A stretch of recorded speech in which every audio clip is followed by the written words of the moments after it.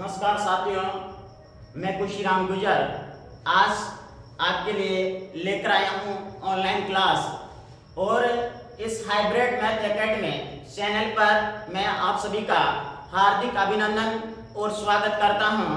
देखिए, आपने इस इतिहास को और कल्चर को पढ़ा होगा और जाना होगा, लेकिन मैं आज आपके सामने जो ये टॉपिक लेके आया हूँ दोस्तों, इसको एक बेहतरीन ढंग से पढ़ने का आपको यानी एक तरीका मिलेगा। और इस तरीके के साथ में मेरा पहला अगर तरीका आपको पसंद आता है तो इस चैनल को जरूर सब्सक्राइब करें और इस चैनल को अपने दोस्तों के साथ शेयर करिए। देखिए दोस्तों, हम सभी इस बेरोजगारी के युग में सब नौकरी लगने का प्रयास कर रहे हैं, और जब तक नौकरी नहीं लगेगी, जितना अपना परिश्रम करे और वो परिश्रम अपना सफल नहीं हो, और वह परिश्रम जब भी सफल होगा तभी हमें एक अच्छा मार्ग दिखाने वाला मिलेगा दोस्तों। तो देखिए, अगर मेरी बताई हुई चीजें आपको अच्छी लगती हैं तो इस चैनल को जरूर सब्सक्राइब करें। देखिए, नौकरी लाने के लिए मेरे दिल में एक बात जगती है कि लत लगी है तुझे पाने की, नशा सरेआम होगा, मेरे खून का हर एक लब्बा सिर्फ तेरे नाम होगा। इसी के साथ मैं इस टॉपिक की शुरुआत करता हूं, जिसके बारे में आपने सुना होगा और जाना होगा कि चौहान वंश। मैंने पहले ही बोल दिया था कि आज मैं चौहान वंश के बारे में बताने वाला हूं। देखिए, इसको हम शुरू करते हैं और जानते हैं। देखिए दोस्तों, हम पहले जानेंगे कि ये जो चौहान वंश है, इस चौहान वंश की उत्पत्ति कैसे हुई। पहले हम किसके बारे में जानेंगे, इस चौहान वंश के उत्पत्ति के बारे में जानेंगे कि मतलब ये जो चौहान वंश है, आखिर इस चौहान वंश की उत्पत्ति कैसे हुई। तो इसकी उत्पत्ति से संबंधित हमें 6 मतभेद मिलते हैं। बताइएगा कितने मतभेद मिलते हैं? 6 मतभेद। मतलब कि इस चौहान वंश की उत्पत्ति के बारे में हमें 6 मतभेद ये मिलते हैं कि लोग इसके बारे में अलग अलग बताते हैं। कैसे कि चौहान वंश की उत्पत्ति अग्निकुंड से हुई है, चौहान को बताते हैं कि नहीं ये तो सूर्यवंशी थे, मतलब कि सूर्य की संतान थे। तो ये से हमें 6 मतभेद हैं। पहले तो उन 6 मतभेदों के बारे में हमें जानना है। तो देखिए दोस्तों, अगर मैं बात करूं कि 6 मतभेद कौन से हैं, और उनमें से हमारे नंबर 1 पर आता है कि इनकी जो उत्पत्ति है वह हुई है अग्निकुंड से। बताइएगा किससे? अग्निकुंड से। यानी चौहान वंश की जो उत्पत्ति है, तो देखिए इनकी उत्पत्ति किससे हुई दोस्तों? अग्निकुंड से हुई है। इनके बारे में जो बताने वाले व्यक्ति हैं, जो हमें इसके बारे में बताते हैं कि इनकी उत्पत्ति अग्निकुंड से हुई है, तो एक व्यक्ति का नाम मिलता है जिसे हम बोलते हैं सूर्यमल मिश्रण। बताइएगा कौन सा व्यक्ति? कि सूर्यमल मिश्रण। इस सूर्यमल मिश्रण के अनुसार ये जो चौहान वंश है, इस चौहान वंश की उत्पत्ति किससे हुई है? अग्निकुंड से। इसके अलावा अगर मैं बात करूं दोस्तों, तो एक व्यक्ति था जिसका नाम था मोहनोत नैन्सी। बताइए व्यक्ति का नाम क्या था? मोहनोत नैन्सी। अगर मैं बात करूं दोस्तों, इस मोहनोत नैन्सी के अनुसार जो चौहान वंश की उत्पत्ति हुई है वह किससे हुई है? अग्निकुंड से। इनके अलावा अगर मैं बात करूं दोस्तों, तो ये ग्रंथ आता अपना जिसे हम जानते हैं पृथ्वीराज रासो। बताइए कौन सा ग्रंथ है? पृथ्वीराज रासो। यानी इस पृथ्वीराज रासो ग्रंथ के अनुसार जो ये चौहान वंश है, इन चौहान वंश की उत्पत्ति हम किससे मानते हैं? अग्निकुंड से। मतलब कि ये व्यक्ति बताते हैं कि ये जो आखिर चौहान वंश है, इन चौहान वंश की उत्पत्ति अग्निकुंड से हुई है। देखिए, ये हमारा मतभेद नंबर 1 है। यानी इनके आधार पर इनको अग्निकुंड से बताते हैं।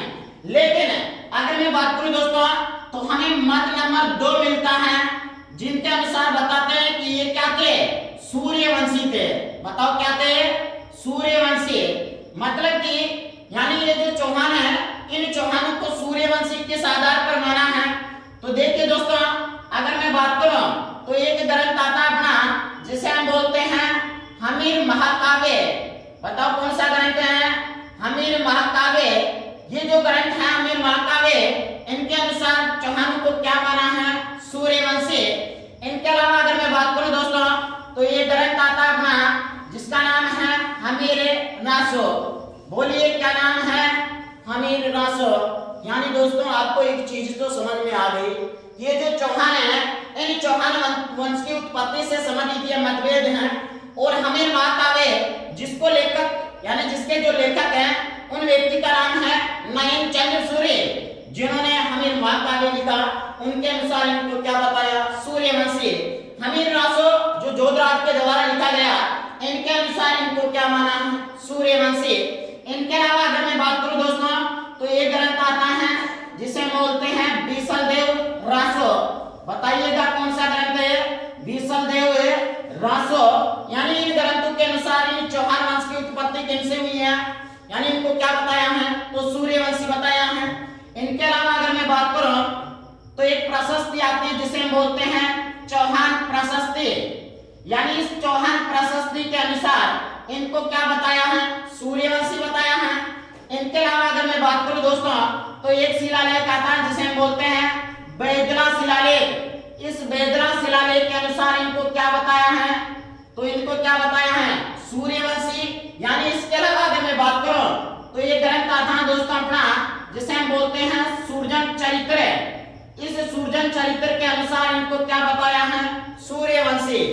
एक व्यक्ति का नाम मिलता है हमें जिसे हम बोलते हैं जी.एच. ओझा।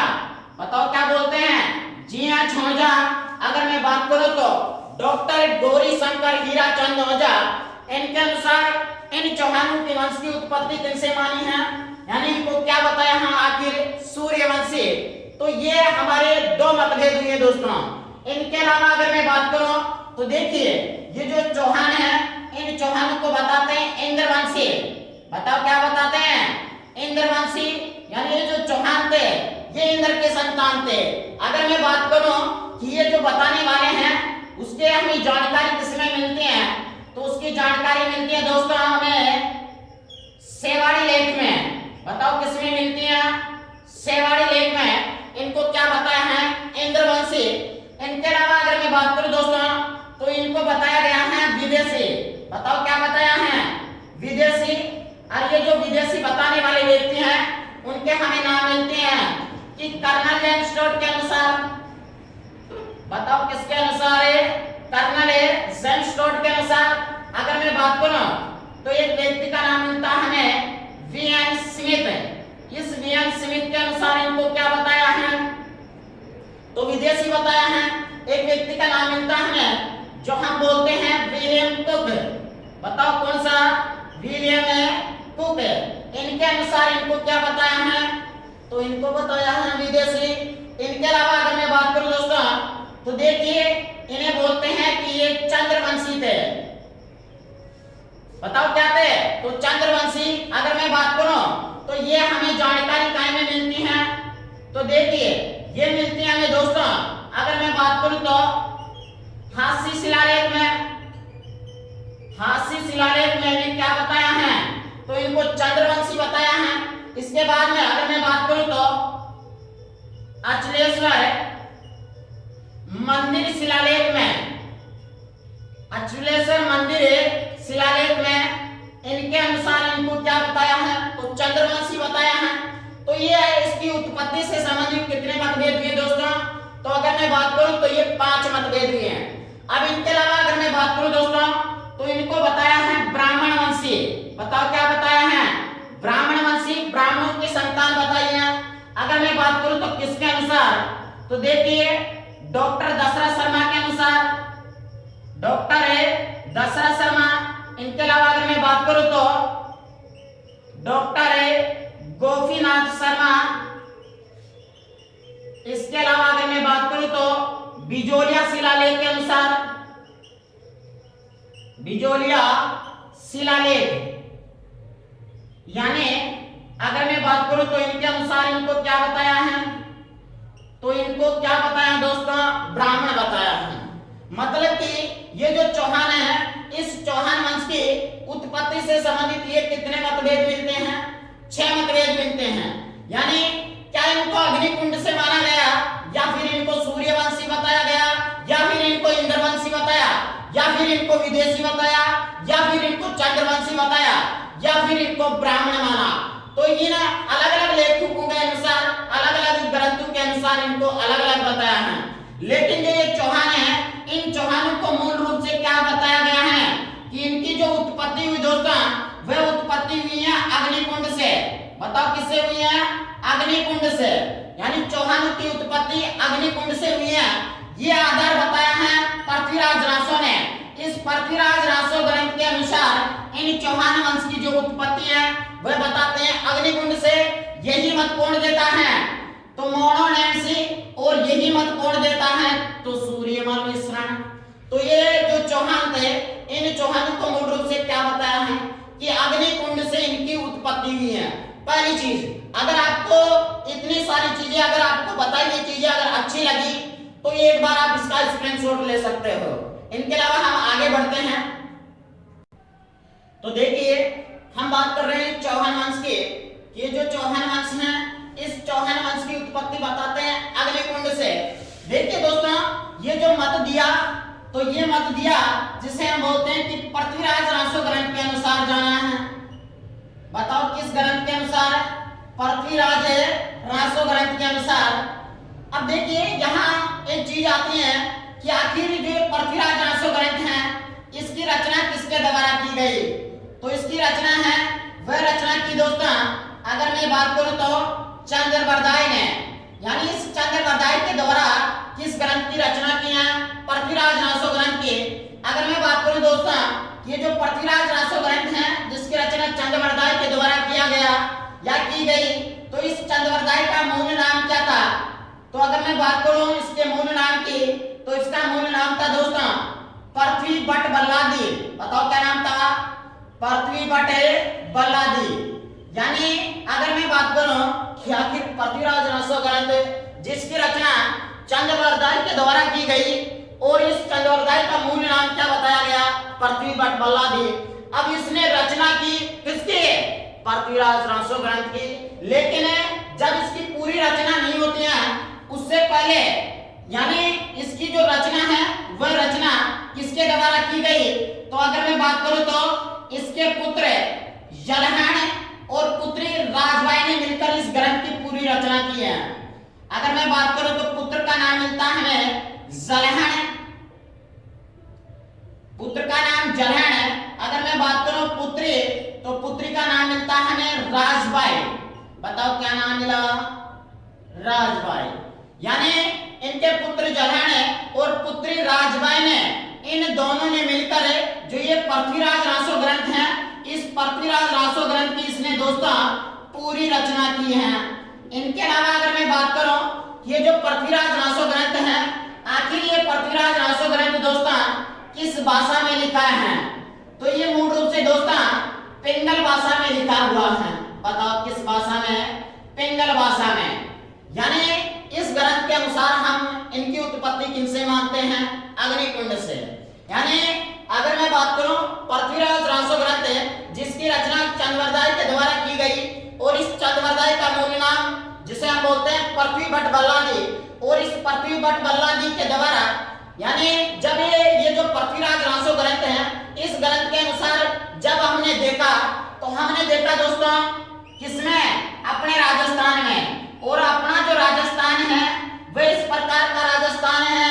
अरे बोलो इसे क्या बोलते हैं? तो इसे बोलते हैं दोस्तों आपनो राजस्थान। बताओ कहाँ है यो?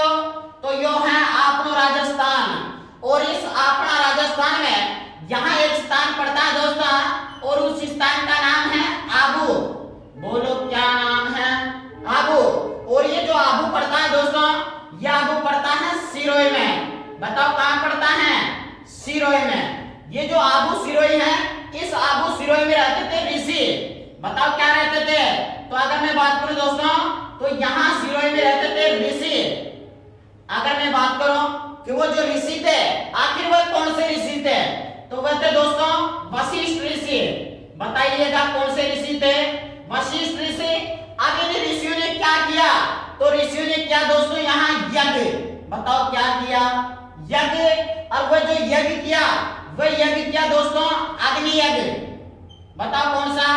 अग्नि यज्ञ। अब देखिए, यानी मतलब कि हम बात कर रहे हैं इस पृथ्वीराज रासो ग्रंथ के अनुसार। इस पृथ्वीराज रासो ग्रंथ के अनुसार हमने किसमें देखा? तो आपने राजस्थान में और इस आपको राजस्थान में हमें नजर आया कौन सा क्षेत्र बोलो, आबू। और आबू कहाँ पड़ता है, तो पड़ता है सिरोही में। और सिरोही में क्या रहते थे, ऋषि। बताओ कौन से, वशिष्ठ ऋषि। अब ऋषि ने क्या किया, यहाँ पर अग्नि यज्ञ किया। अब दिमाग में आया आखिर इन्होंने अग्नि यज्ञ क्यों किया, तो बाहरी आक्रमणकारी आदित्य थे और इन यज्ञ को क्या कर जाते थे, बंद कर जाते थे। इसलिए इन राक्षसों से बचने के लिए, बताओ किसने, राक्षसों से बचने के लिए यानी राक्षसों का संहार करने के लिए इन्होंने दोस्तों यहाँ पर क्या किया, तो यज्ञ किया। और इस यज्ञ यज्ञ से दोस्तों 4 जातियां उत्पत्ति होती हैं। बताओ कितनी जातियां, तो 4 जातियां उत्पत्ति हुई। अगर मैं बात करूं तो कौन कौन सी, तो ये हुई दोस्तों जिसे हम बोलते हैं पर्तियान, और एक हुई जिसे हम बोलते हैं प्रमाण, एक हुई जिसे हम बोलते हैं चालुक्य। इसके अलावा अगर मैं बात करूं तो एक हुई चौहान। बताओ कौन सी, चौहान। तो देखिए ये जो चौहान है, इस चौहान वंश की उत्पत्ति हम पृथ्वीराज रासो ग्रंथ के अनुसार बताओ कहां से माने हैं, तो इनकी उत्पत्ति कहां से हुई है, अग्नि यज्ञ से। देखिए दोस्तों, यानी हम चौहान वंश की उत्पत्ति माने हैं कहां से, आबू सिरोही से। आबू सिरोही यज्ञ कुंड से ये 4 जातियां उत्पत्ति हुई हैं। हम आज के लिए इस चौहान वंश में इतना ही देखेंगे कि आखिर इस चौहान वंश की उत्पत्ति किस ग्रंथ के आधार पर कहां से मानी है, और इनकी उत्पत्ति कहां से मानी है, अग्निकुंड से। और अगर आपको ये वीडियो अच्छा लगे तो इसको यानी शेयर करिए और चैनल को सब्सक्राइब करें। और नेक्स्ट क्लास के लिए हम चौहान वंश की शाखाओं की बात करेंगे, वह बात करेंगे हम नेक्स्ट क्लास में। आज के लिए धन्यवाद।